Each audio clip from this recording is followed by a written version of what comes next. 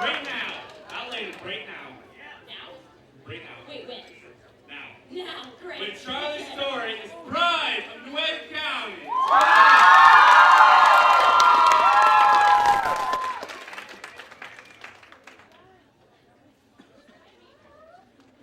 Here at Pride, we talk a lot about discrimination. But in the few moments of being here, I have realized that it doesn't really matter where you are.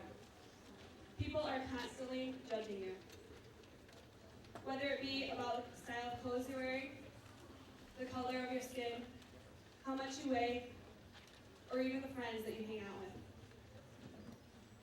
Whenever we see someone who is slightly different than us, we tend to make excuses and reasons on why we should not be their friends. We label them and hope that they'll leave us alone. Obviously, this problem is prevalent. Otherwise, so many of us would have not chosen to speak on it tonight.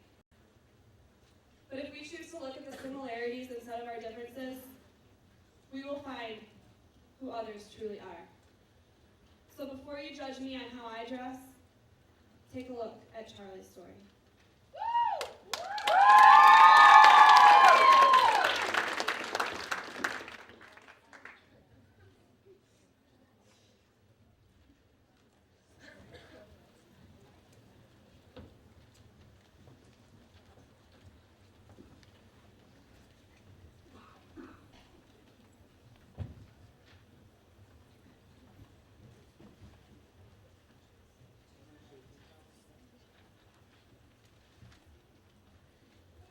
In my hometown, the school is full of cliques. It doesn't really matter which group you pick, whether band geeks or jocks, preps, punks, or skaters, drama queens, bullies, jocks, or haters. Charlie never belonged to any of these.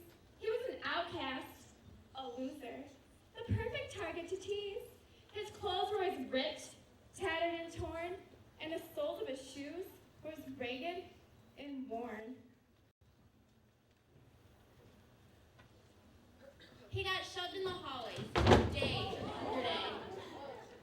They'd take the food from his tray and play keep away. They'd beat him and harass him until his eyes filled with tears. It was too much for him to handle after all these years. Everyone laughed and mocked poor Charlie, but he bottled up his feelings so no one could see the pain, the defeat, the fear in his eyes. If only we listened, if only we realized.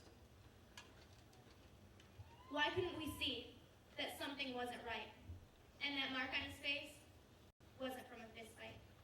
Cuts and bruises covered his back. An artwork of blues, purples, and black. The bruises weren't from anyone who teased him at school. The bullying never went that far. No one was that cruel.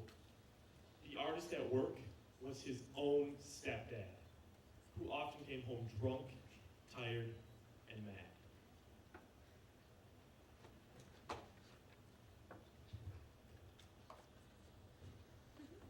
Every night, Charlie went home to an awful affair. His family life was a twisted nightmare.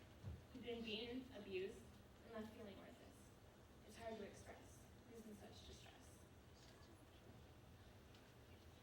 Charlie never did anything to deserve what he got. But he'd think that he did, more often than not. He'd hide in his closet wondering why. Felt he had no reason to live. Just wanted to die. So many attempts and so many tries. The scars on his wrists that screamed suicide, but nobody cared about this young teen. If only we took the time to intervene. Then maybe Charlie would still be alive. Maybe he would have been able to survive. The hardship and pain he faced every day. There had to have been some other way. He was only 14. He had his whole life to live. He had so much potential and so much to give. Why did this boy take his own life? What was he thinking when he picked up that knife? There were so many signs nobody noticed. They all were so clear. So how were they missed? There are others just like him who are being abused. Their lives seem so empty. They feel so confused. They begin to feel that death is the only way out. But with a helping hand, they can choose another route. I'm sure your school is exactly like mine. So stop the harassment. Draw the line. In my hometown, the school is full of cliques.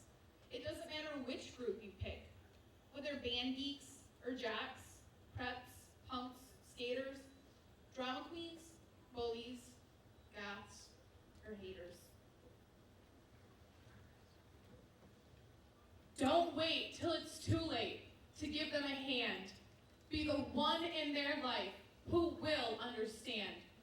You could be the one to take away their strife and could make a difference in that person's life.